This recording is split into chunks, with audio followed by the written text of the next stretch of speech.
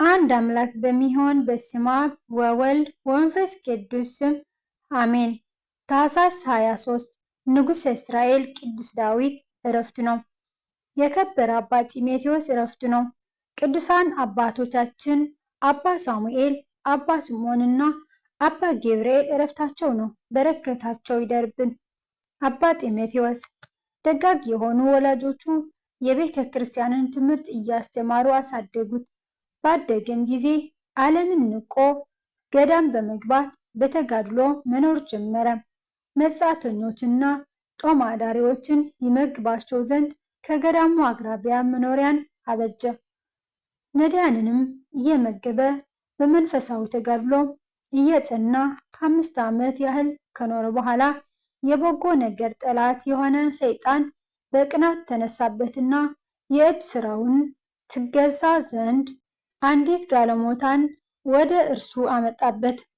ከእርሷም ወደ አባ ጢሞቴዎስ ከመመላለስዋ የተነሳ የኃጢአት ፍቅር አድሮባቸው በመብል ጊዜ አብረው የሚመገቡ ሆኑ።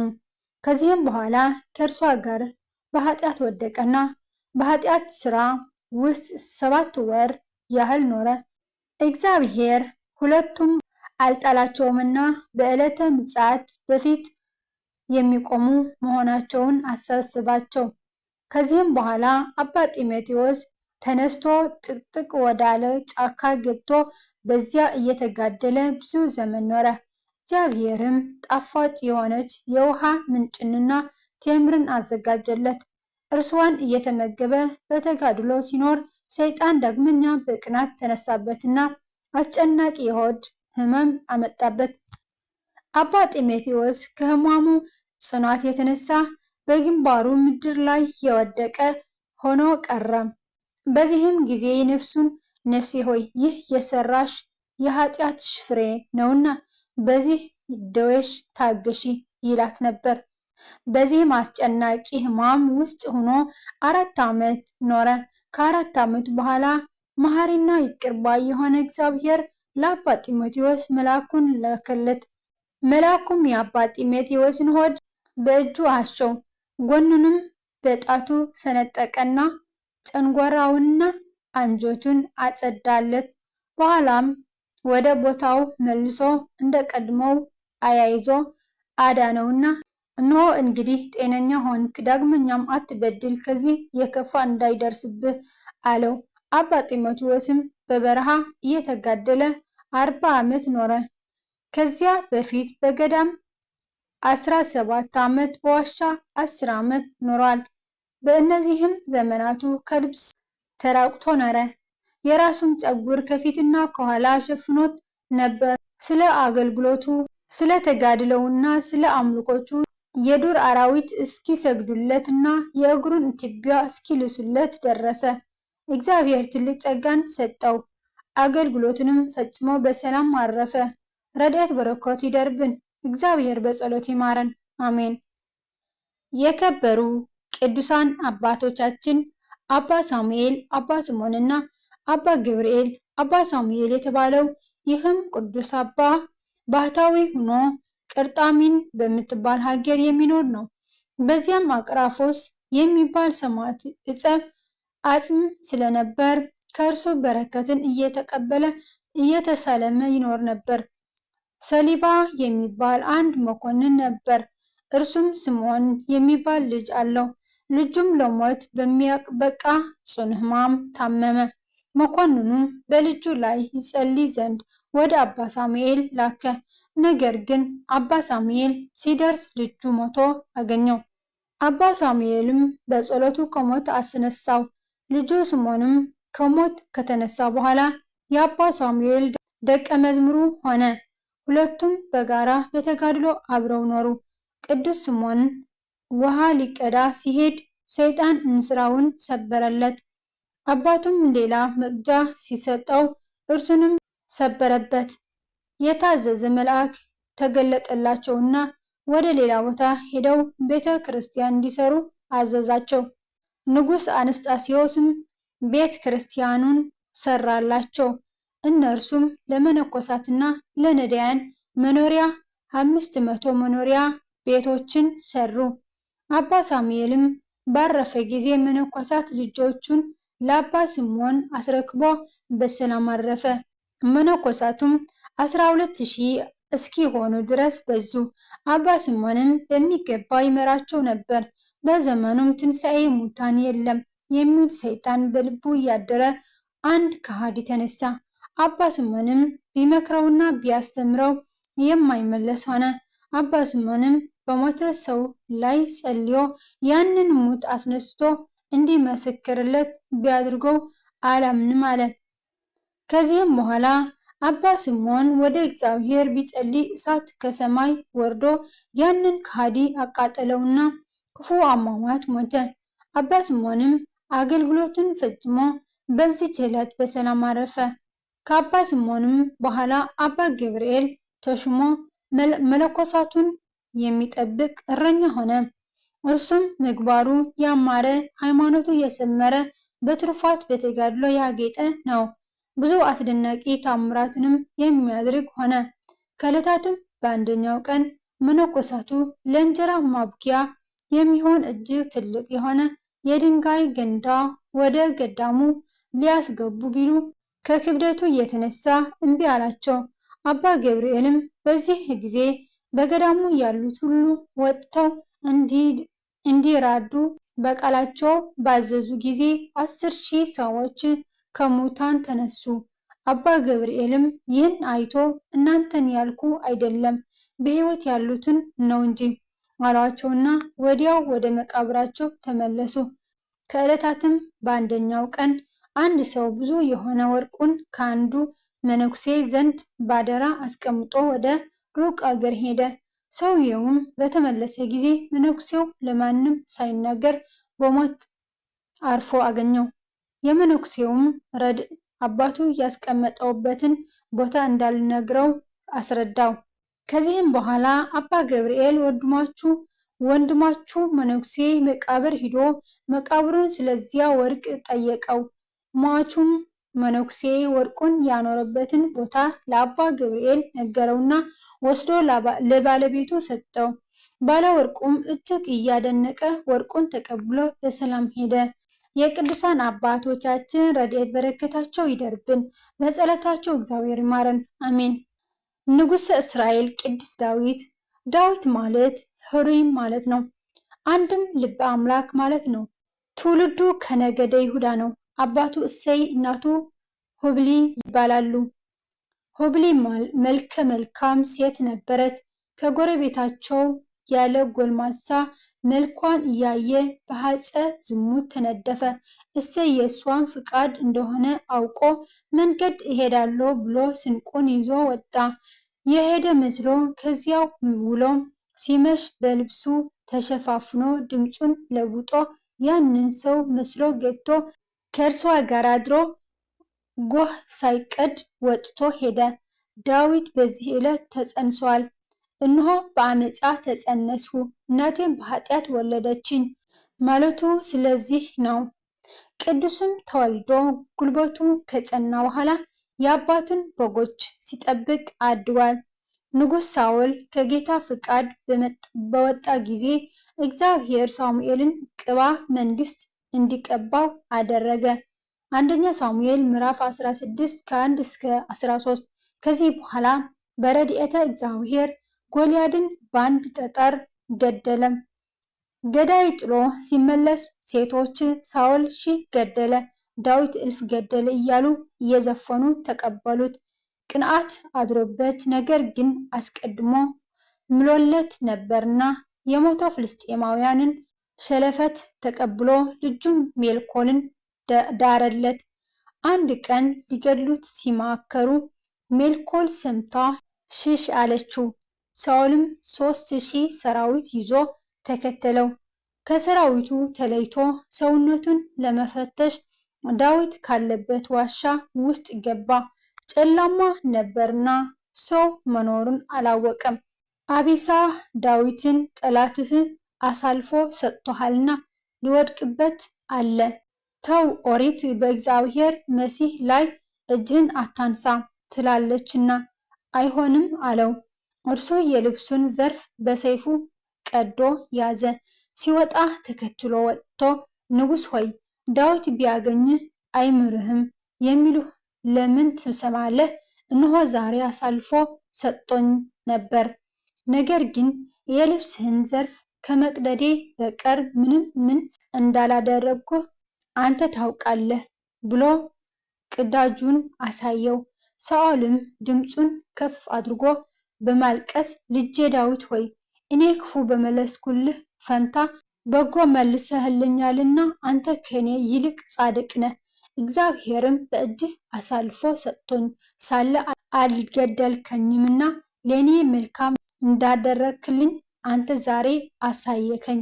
ጠላቱን አግኝቶ በመልካም መንገድ ሸኝቶ የሚሰድድ ማን ነው? ስለዚህ ለእኔ ስላደረግከው ቸርነት እግዚአብሔር ይመልስልህ። አሁንም እነሆ አንተ በእርግጥ ንጉሥ እንድትሆን የእስራኤልም መንግስት በእጅህ እንድትጸና እኔ አውቃለሁ አለው። አንደኛ ሳሙኤል ምዕራፍ 24። ከዚህም በኋላ ዳዊት በነገሰ ጊዜ ለልጆቹ እንዲራራላቸው ሳኦል ቃል አስገብቶት ወደ ቤተ መንግስቱ መለሰው። ዳዊት ግን በረሃብ በረሃውን ሲዞር ቆይቷል። በሐቅለ ፋራን ሳለ ናባል የሚባል ባለጸጋ ድግስ ደግሶ በጎቹን አሸልቶ ሲያበላ ሳያጠጣ ብላቴኖቹ ምሳ ላክልኝ ብለህ ላክበት አሉት። ተው አይሆንም ያለ እንደሆነ እጣላዋለሁ አላቸው። ይህን ያህል ጊዜ እንዲት ጥቦት እንኳን ሳትነካ ከብቶቹን ጠብቀህለት እምቢ ይላልን? ላክበት ግድ የለህም አሉት። እንኪያስ ሄዳችሁ ንገሩት አለ። ሄደው ቢነግሩት የማን ነው ዳዊት ብሎ አልሰጥም አለ። ዳዊት ይህን ሲሰማ ተቆጥቶ ሊጣላው ተነሳ። ሚስቱ አቤግያ ይህን ሰምታ 5 በግ አስርታ 5ቱን አሰናድታ የበለስ የወይን ጥፍጥፍ 500 እንጀራ 12 ጭነት ዱቄት አስይዛ ሄደች። ዳዊት ከመንገድ አገኛትና ባልሽን ልታድኚው መጣሽን ብሎ ያመጣችውን ተቀበሏት ተመለሰ። ናባል ማታ ሰክሮ ነበርና አቤግያ ሳትነግረው አደረች። ሲነጋ ትናንት ዳዊት ሊጣላህ መጥቶ ነበር አለችው። ዳዊት ብሎ ደነገጠ። ልቡን አጥቶ ሰንብቶ በ10ኛው ቀን መልአኩ ቀዝፎታል። እመቤታችንና ጌታችን ከአብራኳ አሉና እሷን ግን ሐዘኗን ከጨረሰች በኋላ ዳዊት ሚስት አድርጓታል። አንደኛ ሳሙኤል ምዕራፍ 25። ከዚህ በኋላ ሳኦል ፍልስጤማውያንን በጠላትነት ተነሱበትና ገጠማቸው። ከጠላቶቹ አንዱ ቀስቱን መርዝ ቀብቶ ጎኑን መታውና እንደ እሳት አቃጠለው። ሌሎቹን ጠርቶ ገደልነው እንዳይሉ አንተ ጨርሰኝ አለው። ጌታዬ ንጉሥ ሆይ ባሪያህን ካንተ ጋር እሞታለሁ እንጂ እገድላለሁን ብሎ እምቢ አለው። የገዛ ሰይፉን ከምድር ተክሎ ወደቀበት። ሌሎቹም እርሱን አይቶ በገዛ ሰይፋቸው እየተወጉ ሞቱ። ዳዊት የእርሱና የልጁ የዮናታንን ሞት ሲሰማ አዘነ። ግጥም እየገጠመ አለቀሰላቸው። ከሳኦል ሞት በኋላ ዳዊት መንግስቱን አጽንቶ ጽዮንን አቅንቶ ተቀመጠ። ታቦተ ጽዮንንም በእልልታ በሆታ ወደ ከተማው አስገባ። የሳኦል ልጅ ሜልኮል ዳዊትን በታቦተ ጽዮን ፊት ሲዘምር አይታ በልቧ ናቀችው። ሲገባ ልትቀበለው ወጥታ የእስራኤል ንጉሥ በባሪያዎቹ ቆነጃጅት ፊት እርቃኑን በመግለጹ ምን ይከብር ብላ በአሽሙር ዘለፈችው። በዚህ ቢያዝንባት መካን ሆና ሞታለች። ሜልኮል እስከምትሞት ድረስ ልጅ አልወለደችም ነበር እንዲል ሁለተኛ ሳሙኤል ምዕራፍ 6። በዘመኑ የነበረው ነቢይ ቅዱስ ናታን ነው። እርሱም ሊጠይቀው መጥቶ ሳለ አዝኖ አየው። ምን ሆነህ ታዝናለህ አለው። ቅዱስ ዳዊትም እኔ በጽድ በዝግባ በተሰራ ቤት ተቀምጬ ታቦተ ጽዮን በድንኳን ስትኖር ምን ነው ላዝን አለ። ጠላት ጠፍቶልሃል፣ መንግስትህም ጸንቶልሃል፣ አታንጽምን አለው። ያስ ቢሆን ያለ ፍቃደ እግዚአብሔር ይሆናልን አለ። ከዚህም በኋላ ሁለቱም ቀኖና ገቡ። የቤተ መቅደስ ነገር ለናታን ተገልጾለት አንተ አይደለህም የምትሰራልኝ ከአብራክህ የተከፈለ ልጅህ ይሰራልኛል ብሎታል። ሁለተኛ ሳሙኤል ምዕራፍ 7 ከ1 እስከ 17። ለቅዱስ ዳዊት ግን የበለጠ የስጋዌ ነገር ተገለጸለት። እነሆ በኤፍራታ ሰማን ነው ብሏል። ኢዮአብ እና አቢሳ ጠላት ለመመለስ ታቦተ ጽዮንን አስይዘው ሰራዊት አስከትለው ወደ አራቦት ዘመቱ። ቅዱስ ዳዊት ግን ከከተማ ቀርቶ ነበር። በሰገነቱ ሲመላለስ በርሳቤህን በአጸድ ወይን ውስጥ ስትተጣጠብ አይቷት ፍቅረ ዝሙት አደረበት። የማን ሚስት ናት አለ። የኦርዮን አሉት። ኦርዮን ዘምቶ ነበር። የባልንጀራህን ሚስት አትመኝ። ዘጸአት ምዕራፍ 20 ከ14 እስከ 17 ያለውን ተላልፎ አስጠርቶ ደረሰባትና ጸነሰች። ጽንስ ያሳስተልኛልና ብሎ አስቦ አርዮንን አስጠርቶ ስለ ጦሩ ሁኔታ ከጠየቀው በኋላ ወደ ቤት ሂድ አለው። ኦርዮን ግን ድንኳን አስተክሎ ከዘበኞቹ ጋር አደረ። አልመጣም ብሎ ላከችበት። ዳግመኛም የሚያስክር መጠጥ አጥጥቶ ወደ ቤትህ ግባ አለው። ጌታዬ ንጉሥ ሆይ ታቦተ ጽዮን ተማርካ እስራኤላውያንም ዋዕየ ፀሐዩን ቁረ ሌሊቱን ታግሰው በሜዳ ሲሆኑ እኔ ቤቴ ገብቼ ተድላ ደስታ አደርግ ዘንድ ይገባልን ብሎ እምቢ አለው። በማግስቱ ኦርዮንን ፊት መሪ አድርጉት፣ ጦሩ ሲበረታ ትታችሁት ሽሹ፣ እሱ በዚያ ይሙት የሚል ጽፎ አትሞ ለኢዮአብ ስጠው ብሎ ሰጠው። የዋህ ነውና የሞቱን ደብዳቤ ይዞ ሄዶ ሰጠው። ኢዮአብ እንደታዘዘው ኦርዮን ከፊት አሰልፎ ጦሩ ሲበረታ ተጠቃቅሰው ወደ ኋላቸው ሸሹ። እርሱ መለስ ብሎ ምን ሆናችሁ ቢላቸው ጠላቶቹ ደርሰው ልብ ራሱን ብለው ገደለውታል። እግዚአብሔርም ለነቢዩ ናታን ተገልጾለት ናታን ከለ ልብሶስ ከለ ጥምጥሞም ጦር ይዞ ሄደ። ዳዊት ነቢየ እግዚአብሔር አመጣጥህ በደህና ነውን አለው። የምነግርህ አለኝ አለው። 100 በጎች ያሉት ሰው ነበር። ከአንዲት በግ ሌላም ምንም ምን የሌለው ጎረቤት ነበረው። መንገድ ሲሄድ አደራ ሰጥቶት ሄደ። ያ ሰው እንግዳ ቢመጣበት 100 በጎቹን አስቀምጦ የእርሱን አንዲት በግ አርዶ እንግዳውን ሸኘበት። እርሱንም ለሰው እንዳይነግርብኝ ብሎ ገደለው። በዚህ እግዚአብሔር አዝኗል አለው። ዳዊትም ይህን ጊዜ ይህ የሚያድርግ በከተማዬ ካለው ሞት ይገባዋል አለ። ነቢዩም ወዲያው ንጉሥ ሆይ ይህን ሁሉ ያደረግ አንተ ነህ፣ በራስህ ፈረድ። ባለጸጋ የተባለ አንተ፣ ድሃ የተባለ ኦርዮን ነው። 100 በጎች የተባሉ 10 ዕቁባቶችህ ናቸው። አንዲት በግ የተባለችው በርሳቤህ ናት።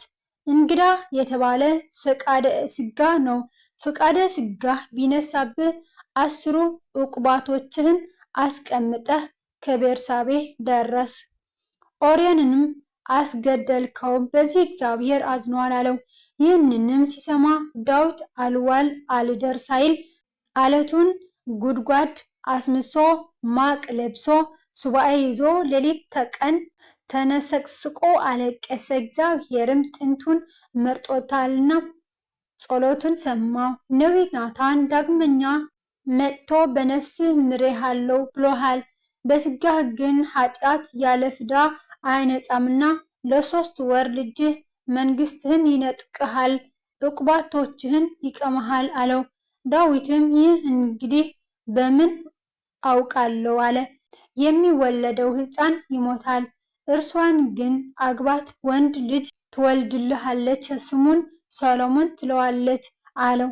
ቀን ከሌሊት አብዝቶ ያለቅስ ነበርና ከእንባው ብዛት የተነሳ መሬቱ እርሶ ሰርዶ አብቅሎ ሰውነቱን ተብትቦ ይዞት ነበር። ብላቴኖቹ ቆርጠው አወጡት።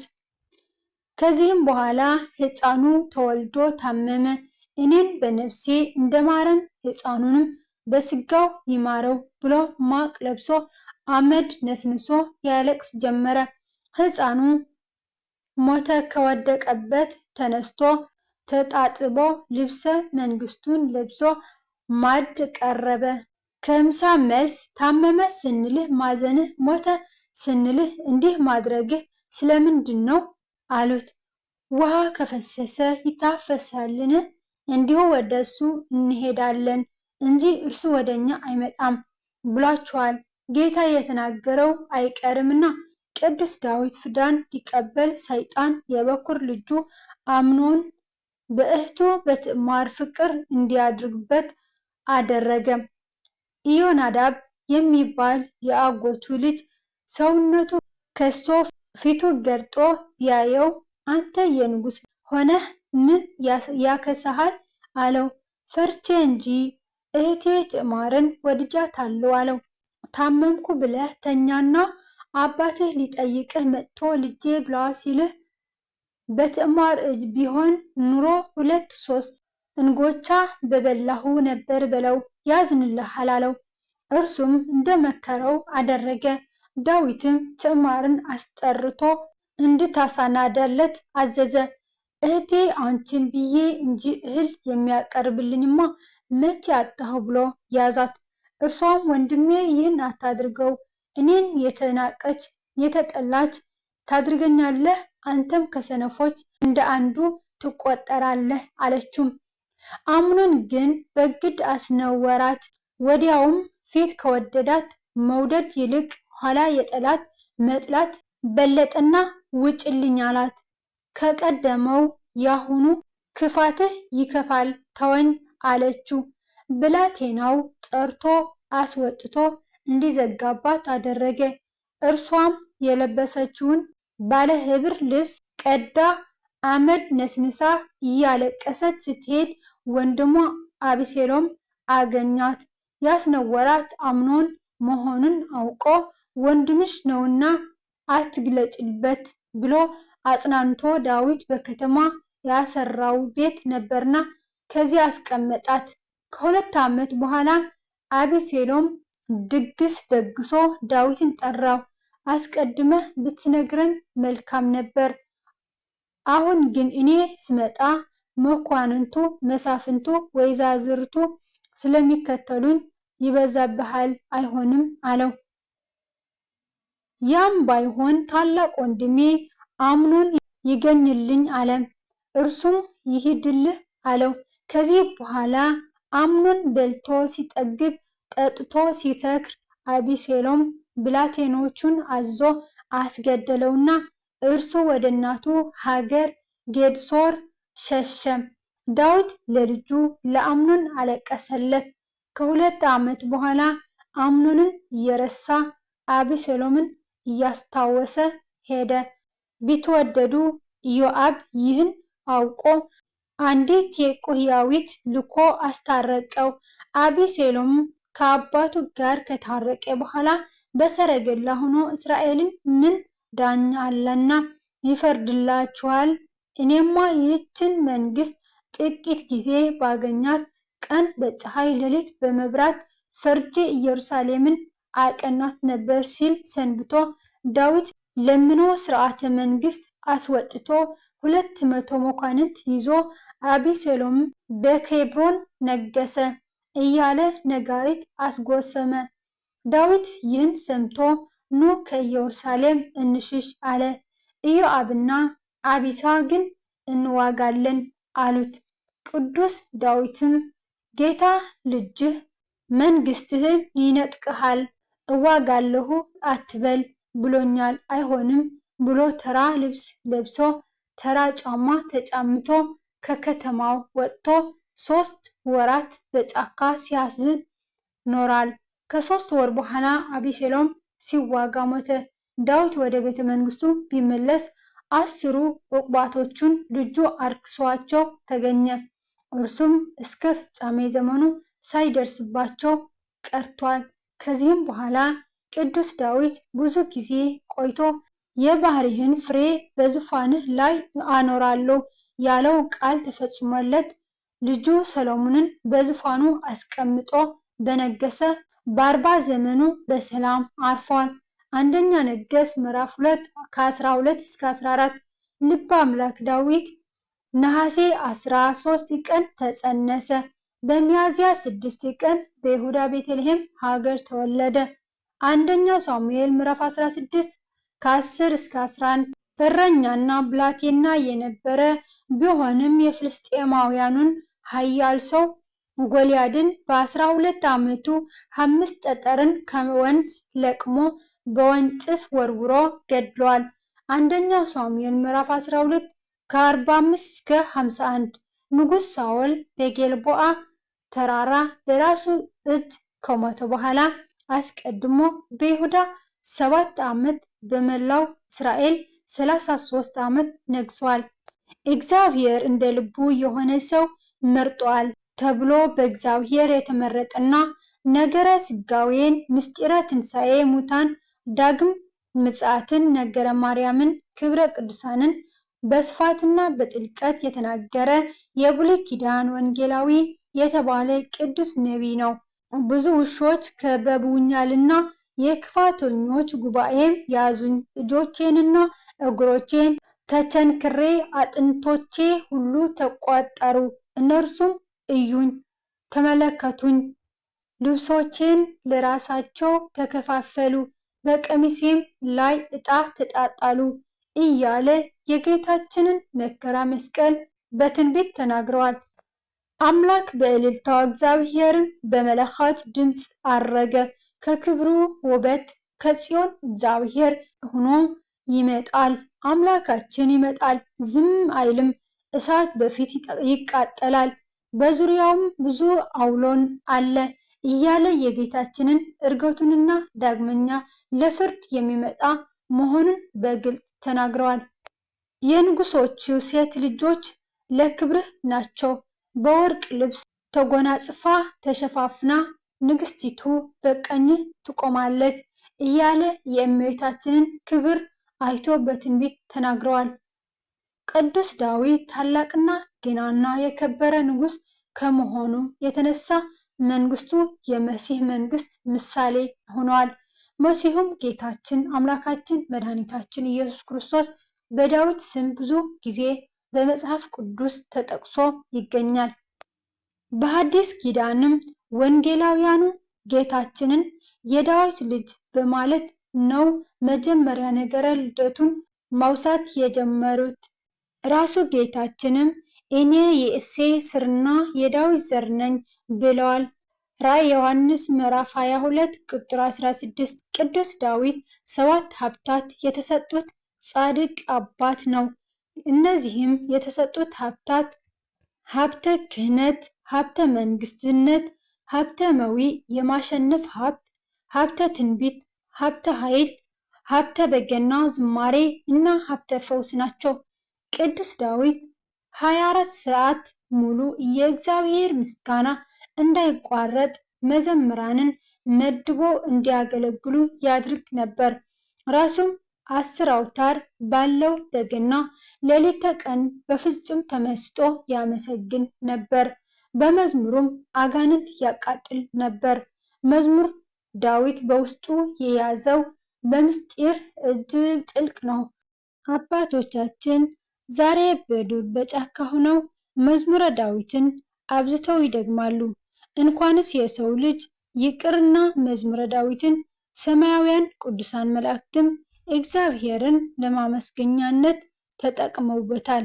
ልበ አምላክ ቅዱስ ዳዊት ዕድሜ ዘመኑን እግዚአብሔርን በማገልገልና በመፍራት ኖረ። በታኅሳስ 23 ቀን በሰላም አርፎ በኢየሩሳሌም ተቀብሯል። የልበ አምላክ ቅዱስ ዳዊት በረከት ረድኤት ይደርብን፣ በጸሎቱ ይማረን። የወደቀ የነጠበ በአፈ ቅዱሳን ይታረምልኝ። ወስብሐት ለእግዚአብሔር ልዑል ወለወላዲቱ ድንግል ወለመስቀሉ ክቡር አሜን።